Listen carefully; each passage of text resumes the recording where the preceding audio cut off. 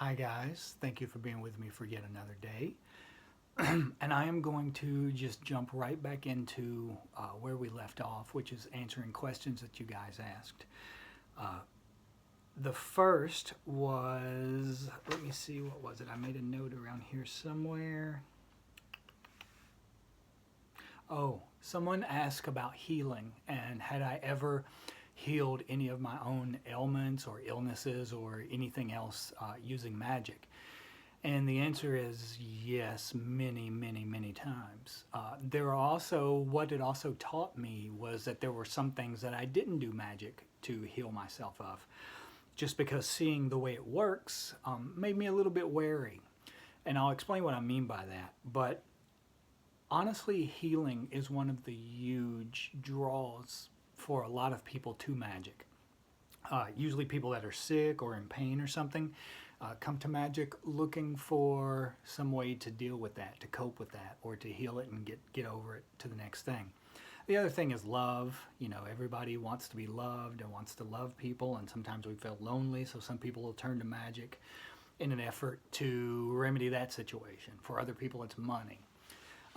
There's all kinds of different reasons that people turn to magic, but those are the big major ones, like healing. So I always think, I think if you show people a way, if you show them how magic works and they see instantaneous or almost instantaneous results, a lot of times it's like an epiphany. They're like, wow, that's incredible. And if this actually works, despite what the world has told me, what else is possible? And I think healing and dealing with pain is one of the quickest ways to show people how effective magic can be. So, one of the things, the very first thing that I ever did where I saw some sort of instantaneous healing, was when I was in prison and I used to work out in my cell. There were times whenever I would run in place for hours at a time, a couple of hours at a time. I mean, I ran in place sometimes until my feet bled. Well, if you've ever done exercise, to that extent where you're running, a lot of times if you're running, you know how you get that stitch in your side that really hurts and it's like you can't catch your breath? And you can't even put your hand on it. It's just somewhere deep inside that kind of hurts just due to the exertion of running. What I found was that whenever that happened, if I immediately stopped and inhaled light, like inhale and pull in light from the universe around you, through your nose, down through your body, and into the part that was hurting, where that stitch in your side is, it stops like that immediately. I mean, it's kind of incredible how effective it is. Another thing you can use it for is like headaches, either for yourself and other people, because headaches are usually like a really mild symptom. Even if it hurts really bad, it's still not a major life-threatening illness in most cases. So I would do this on both myself and others. So like, for example, if I'm doing it on myself, I would do the same thing, inhale light from the universe around me and see it fill my head up. Especially if I could, some people have different parts of their head that they experience pain. Like for some people it's around the temples, for some people it's the back, whatever it is, or for some people it's the whole thing. Just breathe light into it. See every time you inhale, you go through several rounds of that, just inhaling that light. I mean, this is one of the simplest, easiest things that you can do. Whenever I first started doing this and it would work, I would think, it can't be this simple. Surely there's got to be something else to it. Magic cannot be effective if it's this easy and this simple. Well, it is for those little things. It absolutely is. And you can do the same thing for other people. Like if someone else has a headache, you put your hands on the side of their head, and then you inhale and take in light into your Tiphareth center, into the gold sphere in the center of your chest. You inhale, see it glow as bright as you can possibly make it glow, and you have your hands on the side of the person with the headache's head. And then whenever you exhale, you let the light go down your arms, out your hands, and into the person's head. See the entirety of their head completely filled up with golden light. Usually if you do that, it works within 10 minutes or so, sometimes a lot less. What I said a while ago about it made me wary of some kinds of doing magic to heal myself of some things. Like, for example, I don't do magic to heal my eyes.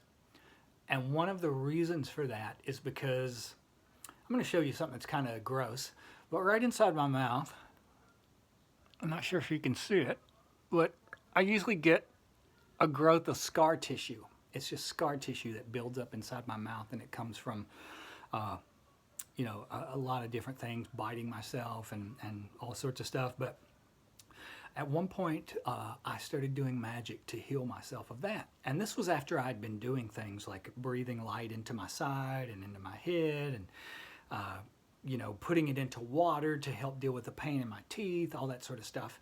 And whenever I would do that, what would happen is the problem would sort of take care of itself. The headache would go away, the stitch in your side goes away, the pain in your teeth goes away.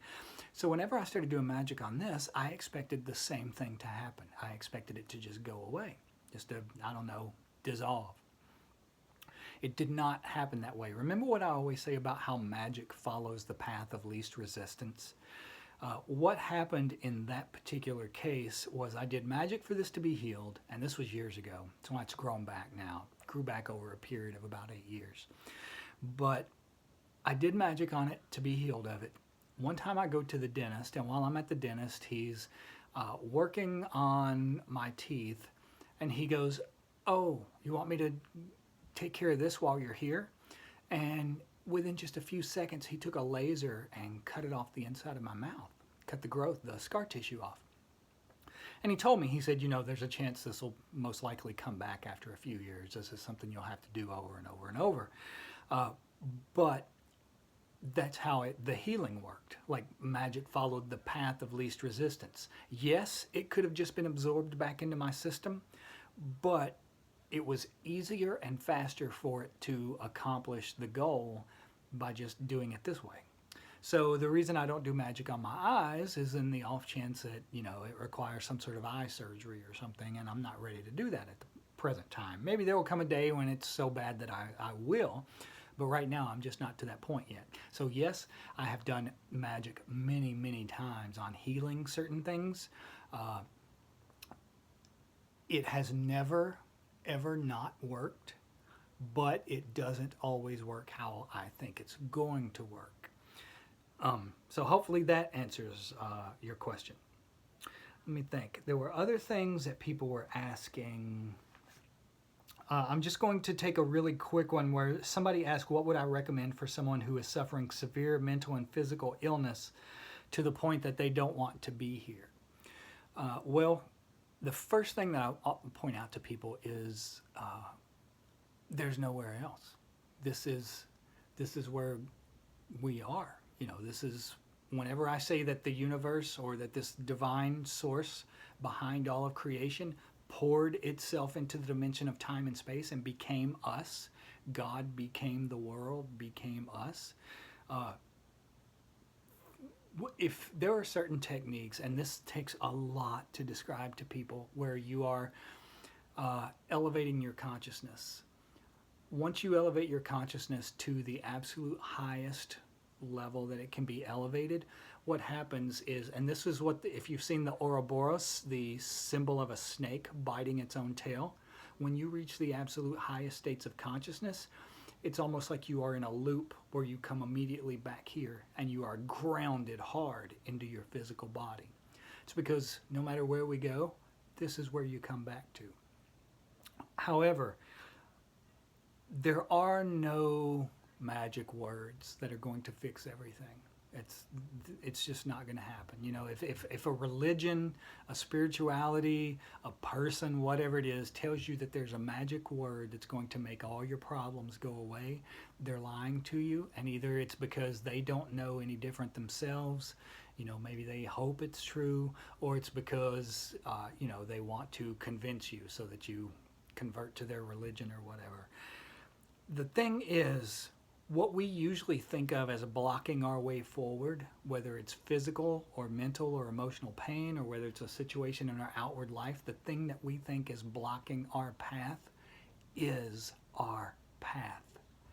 That is what we are supposed to be learning from. We look at it, we examine it, we examine the way we feel about it, we examine the way we think about it. The situation that we are currently in is our teacher. So hopefully that helps in some way. We're not meant to escape all hardship. You know, it's like even in the Bible says, I will prepare for you a table in the midst of your enemies.